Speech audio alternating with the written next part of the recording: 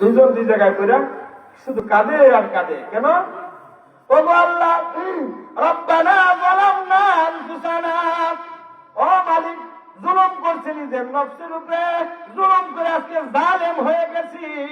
জালেম হওয়ার কারণে ও আল্লাহ, তুমি যদি দয়া না করো তাহলে ক্ষতিগ্রস্ত হয়ে যাব। আব্বার আম্মা শুধু কাঁদে, জমিনে পড়ে কাঁদে আর কাঁদে। রব্বানা যালামনা আনফুসানা ওয়া ইল্লাম তাগফির লানা ওয়া তারহামনা লানাকুনান্না মিনাল খাসিরিন। ও আল্লাহ, জুলুম করছি, নিজের নফসের উপরে অন্যায় করেছি।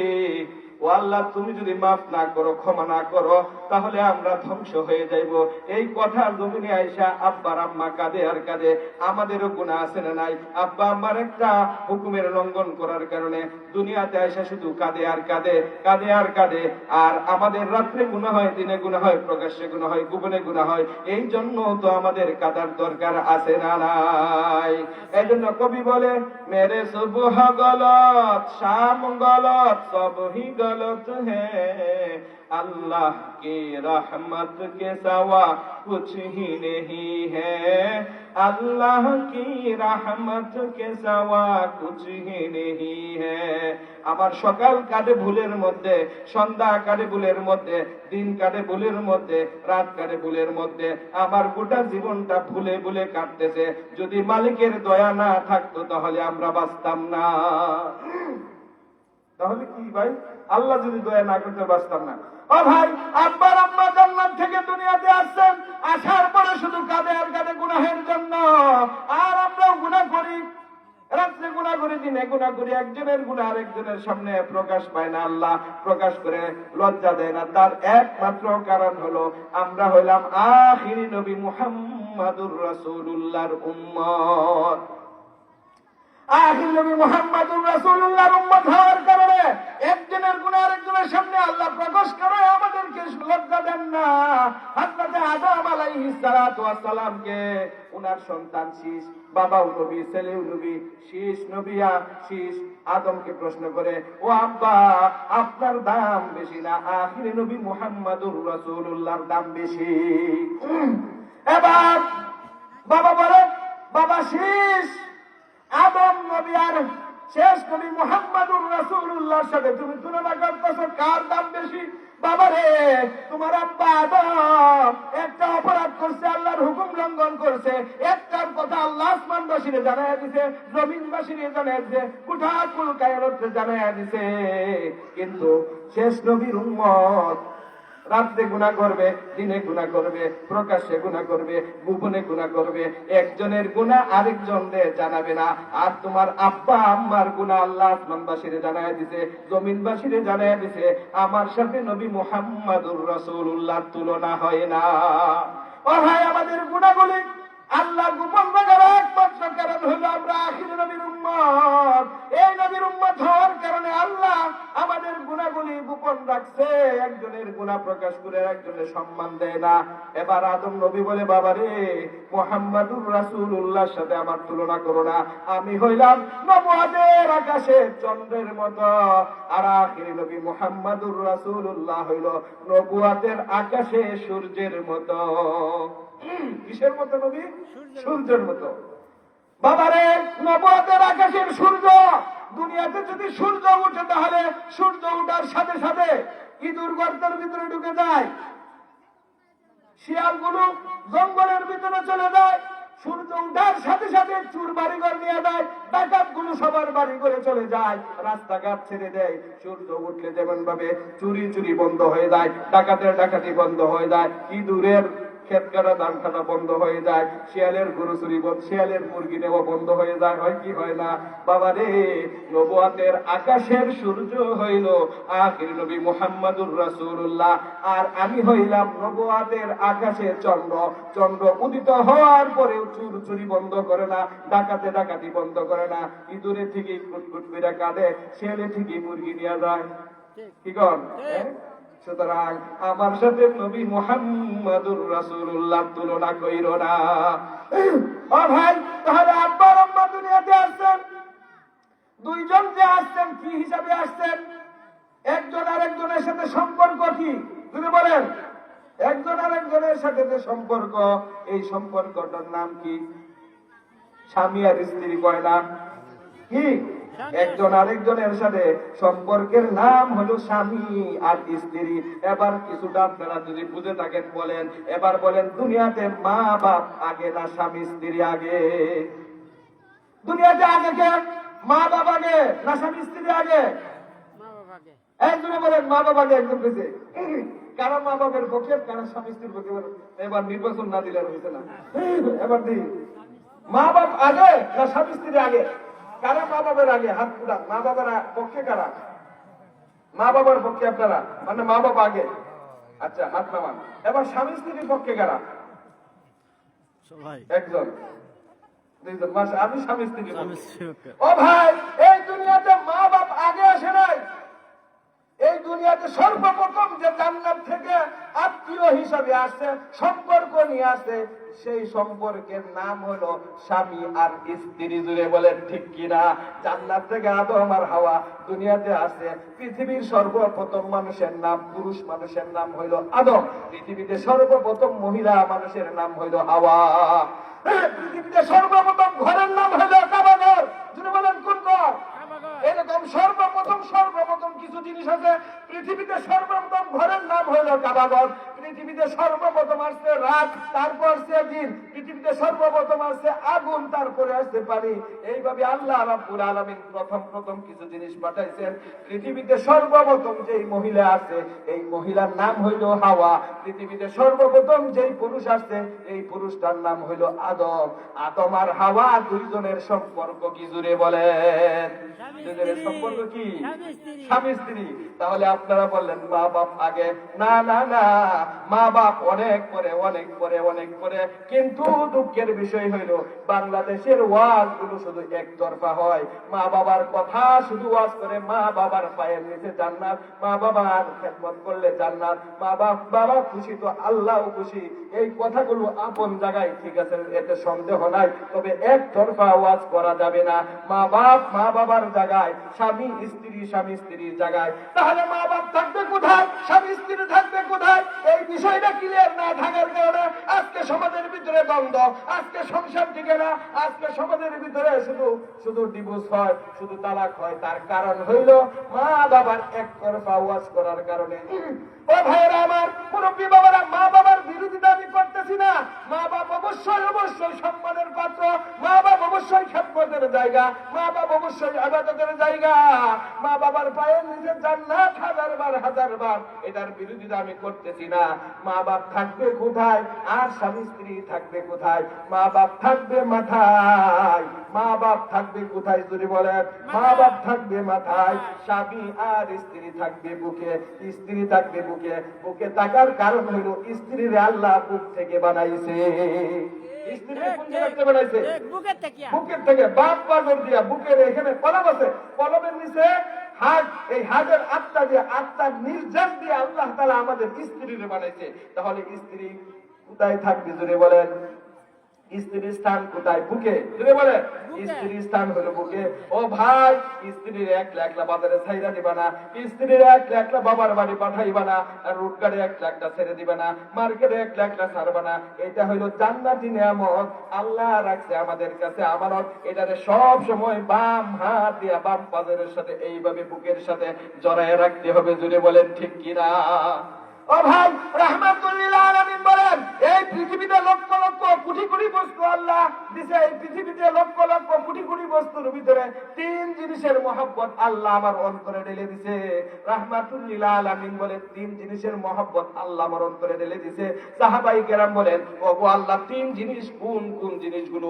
আপনি যদি খুলে বর্ণনা না করেন তাহলে আমরা জানবো না, আর আমরা যদি না জানি আমরা আমল করতে পারবো না। আমরা আমল না করলে আপনার খাঁটি উম্মত হতে পারবো না। নবীজি বলেন, তিন জিনিসের মহব্বত বলার জন্যই তো আমি বসছি। আবু বকর বসা, ওমর বসা, উসমান বসা, আলী বসা, রিদওয়ানুল্লাহি তাআলা আলাইহিম আজমাইন, বড় বড় সাহাবীরা বসা। এমন সময় রাহমাতুল লিল আলামিন বলেন, তিন জিনিসের মহব্বত আল্লাহ আমার অন্তরে ঢেলে দিয়েছে। এর মধ্যে এক নাম্বার হলো আসসালাত, নামাজের মহব্বত আল্লাহ আমার অন্তরে ঢেলে দিয়েছে। দুই নাম্বার হইল আত্মিব, খুশবুর মহব্বত আল্লাহ আমার অন্তরে ঢেলে দিয়েছে। তিন নাম্বার বিষয় হইল আন-নিসা, মহিলাদের ভালোবাসা আমার অন্তরে আল্লাহ ঢেলে দিয়েছে। জোরে বলেন সুবহানাল্লাহ। তাহলে ভাই এটা রজব মাস, এই রজব মাসের মধ্যে আল্লাহ নামাজ দিয়েছে 50 ওয়াক্ত। জুড়ে বলেন কয় ওয়াক্ত? এই যে রজব মাস চলতেছে, একটা দোয়া শিখায় যায়। রজবের আলোচনা যেহেতু করি নাই, করব না, তাহলে রাহমাতুল লিল আলামিন এই রজবের চাঁদে আল্লাহ তার বাড়ির নবীকে নিয়ে গেছে দাওয়াত দিয়া নিয়ে যাওয়ার পরে 50 ওয়াক্ত নামাজ আমাদের উপরে ফরজ করেছে। কয় ওয়াক্ত? 50 ওয়াক্ত। আমরা পড়ি কয় ওয়াক্ত? 5 ওয়াক্ত। এটা বলবো না কেন 5 ওয়াক্ত পড়ি, কেমনে পড়ি, সময় নাই। তার মানে এই মাসে রাহমাতুল লিল আলামিন আমাদেরকে দোয়া শিখাইছেন।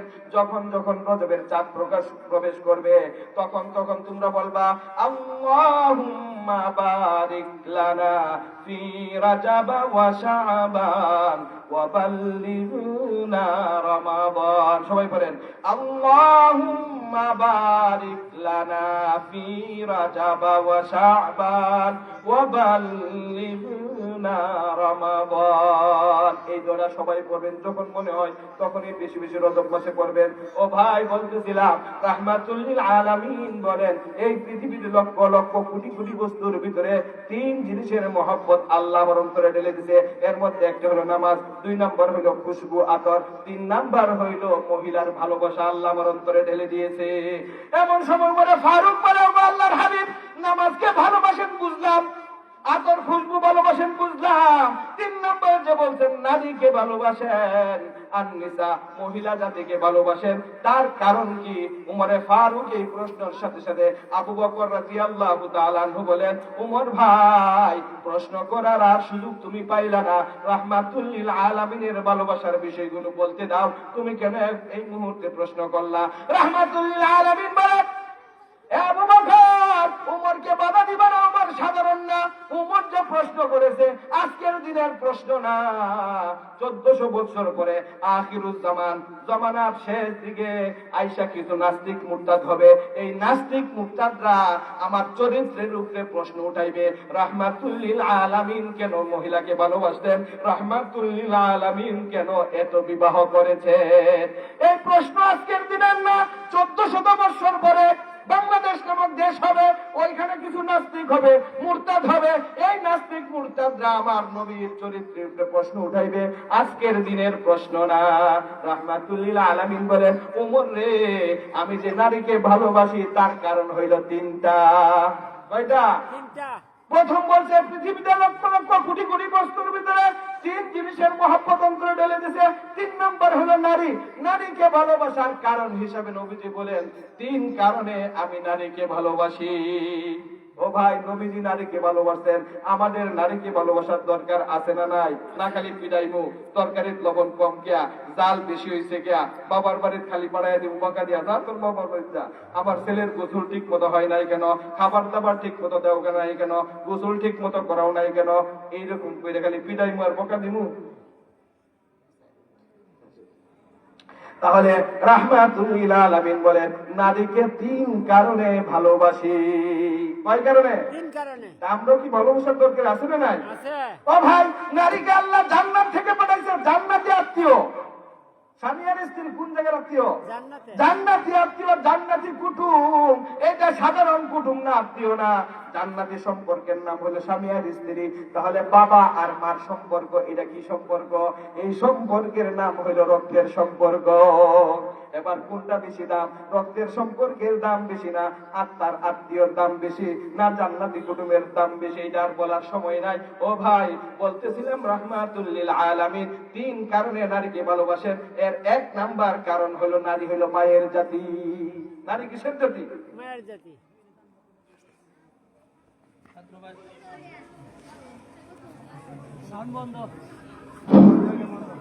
এটা কি বলেন? কথা বলেন। অত্র মাদ্রাসার শুধু ছাত্ররা তোমরা যারা প্রতিযোগিতায় অংশগ্রহণ করেছিলে তোমাদের পুরস্কার দেওয়া হবে কিছুক্ষণের মধ্যে। তোমরা সকলেই স্প্যান্ডেলে চলে আসো। মাদ্রাসার সকল ছাত্ররা তোমাদের পুরস্কার দেওয়া হবে, তোমরা অতি তাড়াতাড়ি স্প্যান্ডেলে চলে আসো। তো ভাই বুঝে ফেলতেছি ছাত্ররা আস্তে আস্তে রাহমাতুল্লিল আলামিন বলেন এই পৃথিবীতে লক্ষ লক্ষ কোটি কোটি বস্তুর ভিতরে তিন জিনিসের মহব্বত আল্লাহ আমার অন্তরে ঢেলে দিয়েছে। এক নাম্বার নামাজ, দুই নাম্বার হলো খুশবু, তিন নাম্বার হলো নারী মহিলা জাতি। মহিলা জাতিকে কেন ভালোবাসেন উমরে ফারুক রাদিয়াল্লাহু তাআলা আনহু বলেন ওগো আল্লাহর হাবিব নারীকে কেন ভালোবাসেন তার কারণটাও জানতে চাই। আপনারাও জানবেন নারীকে কেন ভালোবাসেন, কেন ভালোবাসবো আমরা, নবী কেন ভালোবাসেন? রাহমাতুল্লিল আলামিন বলেন আবু বকর উমর সাধারণ না, উমর যেদিকে হেঁটে যায় শয়তান পর্যন্ত ভেগে যায়, শয়তান রাস্তা ছেড়ে যায়। উমর যখন রাস্তা দিয়ে হাঁটতো তখন বলতো হাম বাতিল মিটানি আই হে হাম বাতিল মিটা কর দম লেঙ্গে, হাম বাতিল মিটানি আই হে হাম बातिल मिटा कर दम लेंगे। हम एक अल्लाह की कायल है, कुरान हमारा मजहब है। हम बातिल मिटानी आई है, हम बातिल मिटा कर दम लेंगे। बोले मरहबा लिल्लाहि तकबीर। তিন কারণে আমি নারীকে ভালোবাসি। এর এক নাম্বার কারণ হলো নারী জাতি হলো মায়ের জাতি। নারী জাতি কিসের জাতি? নারী জাতি হলো মায়ের জাতি। রাহমাতুল্লিল আলামিন বলেন আবু বকর রে আমারও তো মা ছিল, বাইন্দুলটা নরম করে দেন, দেখেন একটু চোখ দিয়ে পানি আসেনি। রাহমাতুল্লিল আলামিন বলেন ওমর রে নারীকে ভালোবাসার তিন কারণে এক নাম্বার কারণ হলো আমি রাহমাতুল্লিল আলামিন মার পেট দিয়া দুনিয়াতে আসছি, কিন্তু আজকে আমি তোমাদেরকে মা বাবার খেদমত করার ওয়াজ মৌখিক ভাবে শোনাই। আল জান্নাতু তাহতা আকদামিল উম্মাহাত, তোমাদেরকে আমি ওয়াজ করি মায়ের পায়ের নিচে জান্নাত। মা বাপ খুশি, রিদাল ওয়ালিদি ফি রিদাল ওয়ালিদি ওয়া সাখাতুর রাব্বি ফি সাখাতিল ওয়ালিদ। মা বাপ খুশি তো আল্লাহ খুশি, মা বাপ নারাজ তো আল্লাহ নারাজ। এই কথাগুলো মৌখিক ভাবে বলি।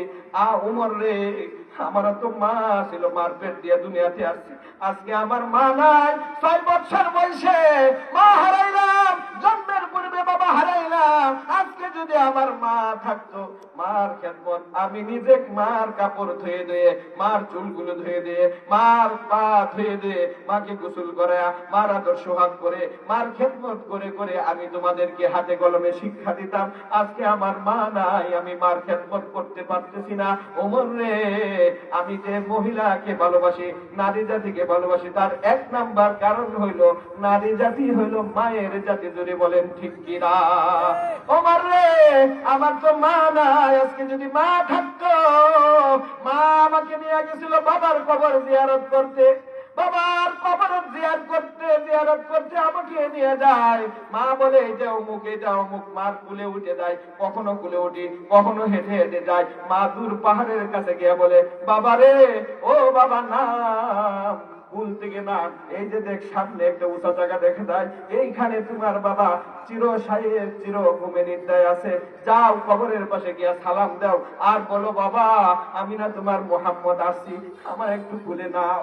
রাহমাতুল্লিল আলামিন মার কুল থেকে নেমে বাবার কবরের পাশে যায়। বাবার কবরের পাশে যাওয়ার পরে বাবাকে বলে বাবা আমার খেলার সাথীরা সন্ধ্যা বেলায় যার যার বাবারা এসে কুলে করে নিয়ে যায়। আমার বাবা জন্মের পরে বাবা কেমন জিনিস দেখলাম না। ও বাবা তোমার মুহাম্মদ তোমার কবরের পাশে আসি, উঠো আমার একটু কুলে নাও, তোমার মুহাম্মদ তোমার পাশে আসি। রাহমাতুল্লিল আলামিন ইয়া কাঁদে।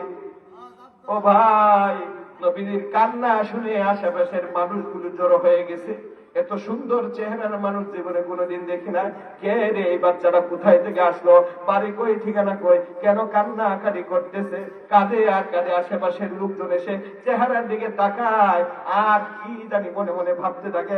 একজন ইহুদি পণ্ডিত এসে বলে এরে বাচ্চা তুমি কেন কাঁদতেছো? বলে আমার আব্বা এখানে শহীদ আছে। বাড়ি কই?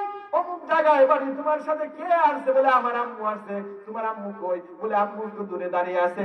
বাবা রে, তুমি দ্রুত তোমার মার কাছে চলে যাও। তোমার যে চেহারা আমরা তাওরাত জবুর ইনজিলের মধ্যে মিলে দেখলাম, তোমার সাথে হুবহু মিলে যায়। আমরা তাওরাতে জবুরে পাইছি আখির নবী মুহাম্মদুর রাসূলুল্লাহ চলে আসছে। চলে আসার সময় আসছে, তোমার চেহারার সাথে আমাদের কিতাবের সাথে মিল হয়ে যায়। তোমারে যদি ইহুদি পণ্ডিতরা পায়, তোমারে আর আর মক্কাতে যাইতে দিবে না, তোমারে এখানে হত্যা করে ফেলবে। বাবারে যাও, তোমার মান করে দৌড়াইয়া চলে যাও। এবার এলাকার লোকজন তাকে মার কাছে নিয়ে গেল। বলে এই সন্তানের বাবার নাম কি? যে বাবার নাম হলো আব্দুল্লাহ। এবার বলে ঠিক ঠিক, বাবার নাম আব্দুল্লাহ, মায়ের নাম আমেনা হবে। ও আমেনা, দ্রুত গতিতে এলাকা ছেড়ে চলে যাও। এটা সাধারণ ছেলে না, তোমার এই ছেলে আখির নবী মুহাম্মাদুর রাসূলুল্লাহ, দ্রুত তোমরা নিয়ে যাও। এবার রাহমাতুল লিল আলামিনের বান্দি এবং মাকে নিয়ে যাইতেছে। রাস্তায় মা অসুস্থ হয়ে যায়। মা বলে, বান্দি রে, মনের কষ্ট মনে রইল, ভাবছিলাম বড় হইবে, বড় হইয়া আমার ছেলে আমাকে মা বলে ডাকবে, মনের দুঃখ মনে রইল, আমি যাই রে আল্লাহর সারা আল্লাহর দিকে চলে যাই। বাবা রে, তোমাকে বান্দির কাছে সুপর্দ করে গেলাম, আমি এখানেই দুনিয়া থেকে বিদায় হয়ে যাইতেছি। মার এখানে বিদায় হয়ে গেল। এবার উমরকে বলে, উমর রে, আমারও মা ছিল, আমি মার খেদমত করতে পারি নাই। মা যদি থাকতো আমি তার খেদমত করে করে তোমাদেরকে শিখাইতাম। তাহলে নারী জাতিকে ভালোবাসার 3 নম্বর কারণের প্রথম নম্বর কারণ হইল মা, হইল নারী হইল মায়ের জাতি। 2 নম্বর কারণ কি? নারী হইল মেয়ের জাতি। নবীজি বলে, আবু উমর রে, আমার একটা কলিজার টুকরা মেয়ে আছে, ফাতেমা জোহরা, রুকাইয়া, কুলসুম, জাইনাব, আমার মেয়ে। তাহলে নারী জাতি হইল মায়ের জাতি, নারী জাতি হইল মেয়ের জাতি, নারী জাতি হইল স্ত্রীর জাতি। কিসের জাতি ভাই? এগুলো বলার আর সময় নেই, হুজুর বলছে সংক্ষেপ করার জন্য। আল্লাহ তাআলা আমাদের সকলকে মাকে মার জায়গা, স্ত্রীকে স্ত্রীর জায়গা রেখে সংসার করার তৌফিকটা। মা থাকবে কোথায়? মাথায়। মা বাপ থাকার জায়গা কোথায়? মাথায়। মা বাপ খেদমতের জায়গা, মা বাপ ইবাদতের জায়গা, মা বাপ সম্মানের জায়গা। স্ত্রী হলো ভালোবাসার জায়গা। স্ত্রী থাকবে বুকে, মা বাপ থাকবে কোথায়? মাথায়। আল্লাহ তাআলা আমাদের সকলকে মা এবং বাবা উভয়কে সম্মান দিয়ে, উভয়ের ইজ্জত সম্মান ঠিক রেখে ঈমান নিয়ে কবরে যাওয়ার তৌফিক দান করুক। ওয়া আখিরু দাওয়ানা আলহামদুলিল্লাহি রাব্বিল আলামিন।